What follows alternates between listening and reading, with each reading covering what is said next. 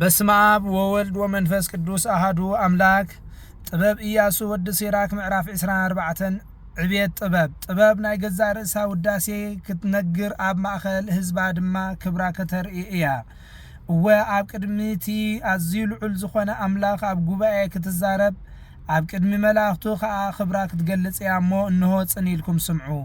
ካብ ኣፍቲ ኣዝዩ ልዑል ዝኾነ ኣምላኽ ዝወጻእኹ ቃል እየ ንምድሪ ድማ ከም ግመ ኮይነ ከደንክዋ። ቤተይ ኣብ ልዑል ሰማይ ዝፋነይ ድማ ኣብ ልዕሊ ዓምዲ ደመና ገበርኩ።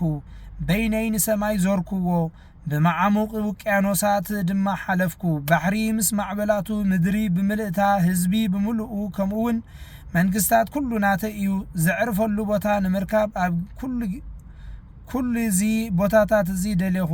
ኣበየናይ ክፍሊ ዓለም ቤተይ ክገብር ከም ዘሎኒ ሃሰስ በልኩ። ብድሕሪ እዚ እቲ ንኩሉ ዝፈጠረ ትእዛዝ ሃበኒ። እወ እቲ ዝወለደኒ ገዛይ ዝሰርሓሉ ቦታ ወሰነለይ።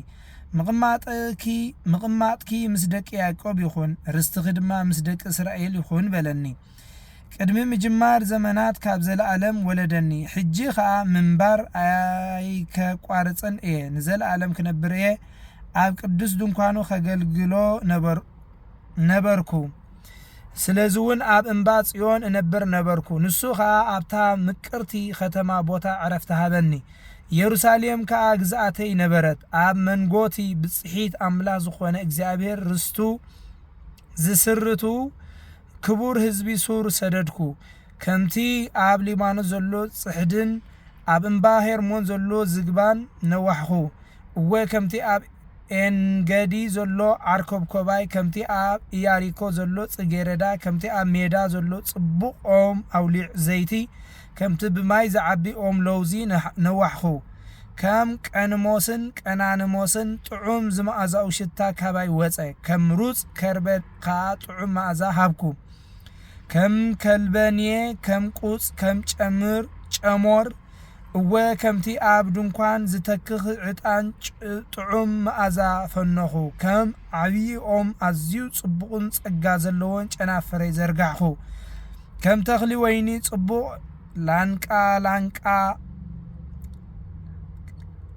ላንቃ ኣውጻእኹ። ዓንበብኩ ብዙሕን ክቡርን ፍረ ድማ ሃብኩ።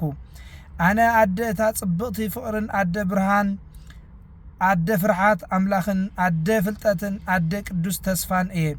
ዘለኣለማዊት ስለ ዝኾንኩ ነቶም ብስሙ ዝተጸውዑ ኩሎም ደቀይ ዝተዋሃብኩ እየ።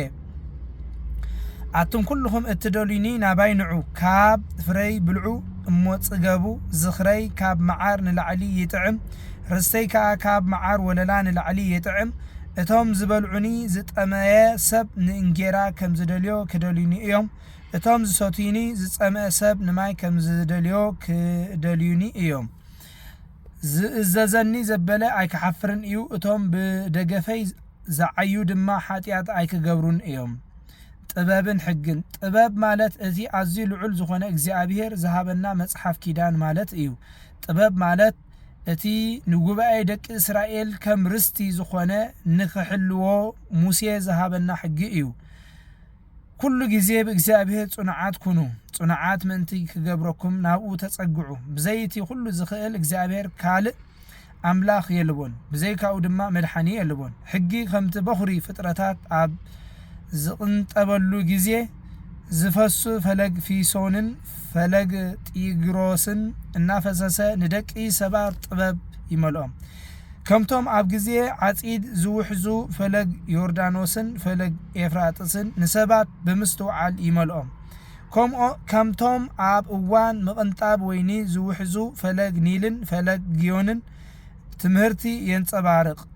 ልክዕ ከምቲ ናይ መጀመርታ ፍጥረት ሰብ ንጥበብ ፈጺሙ ክፈልጣ ዘይከኣለ እቲ ናይ መወዳእታ ሰብ ድማ ኣዕሚቑ ኣይክርዳእን እዩ። ከመይ ሓሳባታ ካብ ባሕሪ ኣዝዩ ይሰፍሕ፣ ምኽራ ድማ ካብ መዓሙቕ ባሕሪ ይዓሙቕ።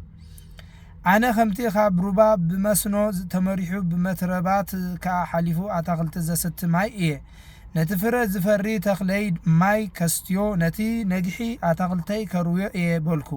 ግና እቲ መስኖይ ፈለግ ኮነ፣ እቲ ፈለገይ ድማ ባሕሪ ኮነ።